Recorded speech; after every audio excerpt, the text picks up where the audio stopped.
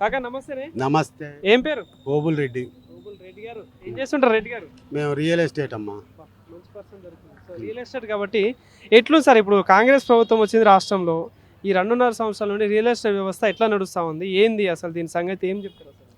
కేసీఆర్ ఉన్నప్పుడు బాగుంది. ఆ, రేవంత్ రెడ్డి ఎక్కిన తర్వాత రియల్ ఎస్టేట్ లెగుసుద్దని చాలా మంది అనుకున్నారు. ఆ, బట్ అనుకున్నంత ఇది లేదు. ఆ. ఉం.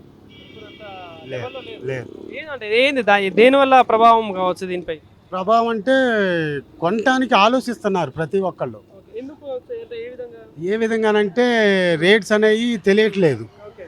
చూస్తేనే కట్టాల్సిన దానికంటే ఎక్కువ కట్టారు. ఓకే. 3-4 సంవత్సరాలకు కట్టాల్సినవి ఇప్పుడే కట్టారు. ఓకే. సో దానివల్ల ఏమైందంటే బిల్డర్లు అమ్మలేక ఓకే.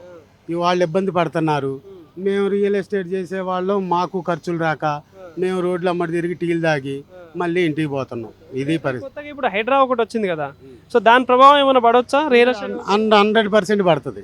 100% పడుతుంది, దాంట్లో డౌట్ లేదు. ఉం. సో దానివల్లనే డౌన్ అయ్యే అవకాశం అంటే ప్రతి ఒక్కళ్ళు ఆలోచిస్తున్నారు. కరెక్టా కాదా అనేది ఎవరికి అర్థం కావట్లా, డైనమోలో పడిపోయింది. పడిపోయారు. దానివల్ల కొనటానికి భయపడుతున్నారు.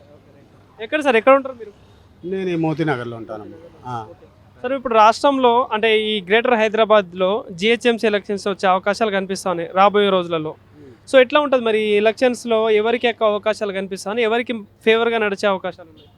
50-50 ఛాన్స్ ఉంది. కరెక్ట్గా లెక్కేస్తే కేసీఆర్ కొంచెం ఎక్కువ ఉంటుంది. అంటే జనం చూస్తున్నారుగా, ఇబ్బంది పడుతున్నారు. సో దానివల్ల జనం అందరూ ఈ తెలంగాణ దాని మీద కొంచెం కేసీఆర్ మీద ఇది ఉంది, సాఫ్ట్ అంతే క్లియర్గా. ఈ ఇతని మీద పడ్డది ఏంటంటే ఆంధ్రాలకు సపోర్ట్ చేస్తాడు అన్న ఫీలింగు చాలా జనంలో ఉంది. దానివల్ల ఏంటంటే ఇబ్బంది పడుతున్నారు. సో కేసీఆర్కి వెళ్ళి మళ్ళీ చూస్తున్నారు. సో మరి ఇప్పుడు బీజేపీ కూడా ఉంది లైన్లో, ఎందుకంటే ఇప్పుడు పక్క రాష్ట్రాల్లో అంటే మొన్న జరిగిన రిజల్ట్స్లో కూడా నెక్స్ట్ తెలంగాణనే మా టార్గెట్ అంటా ఉంది. సో ఎట్లా ఉంటుంది, దానికి ఏమైనా అవకాశాలు ఉంటుందా బీజేపీ? అసలు తెలంగాణ, ఆంధ్ర అండ్ తెలంగాణలో ఏమీ ఉండదు. ఇప్పుడు మొన్న ఆంధ్రాలో కూటమిగా పోయింది బీజేపీ. సో మరి ఇక్కడ అట్లా ఏమైనా అవకాశాలు కనిపిస్తాయి, ఎందుకంటే పవన్ కళ్యాణ్ కూడా ఇక్కడ ఎంట్రీ ఇస్తా అంటున్నాడు కదా తెలంగాణలో. కాకపోవచ్చు, చెప్పినంత ఈజీ కాదుగా మాటలు. సో ఎట్లుంది సార్ మరి ఇప్పుడు రాష్ట్ర ప్రభుత్వం చేపట్టిన పథకాలు కావచ్చు, సంక్షేమ పథకాలు, 6 గ్యారెంటీలు అని చెప్పేసి? ఎక్కడా లేదమ్మా, 6 గ్యారెంటీలు అన్నది ఎక్కడా లేదు. సో ఏంటంటే జనం ఈ కేసులు పెట్టడం, ఈ టార్చర్లు పెట్టడం కొన్ని జరుగుతుంటే ఏంటంటే చెప్పడానికి కూడా భయపడుతున్నారు. దాంతో ఏంటంటే ఓటేసేటప్పుడు వీళ్ళ తెలివితేటలు ఏమైనా చూపిస్తారేమో అనుకుంటున్నా. అది ఏమీ లేవు. ఉచిత పథకాలు పెట్టడం వల్ల అంటే ప్రజలకి ఏమన్నా లాభం ఉందంటారా? ఎంతో కొంత ఉంటుంది కానీ బట్ దాని మీద ఎక్కువ ఇదే ఉండదు. పడితే ఎడదేం పోయింది.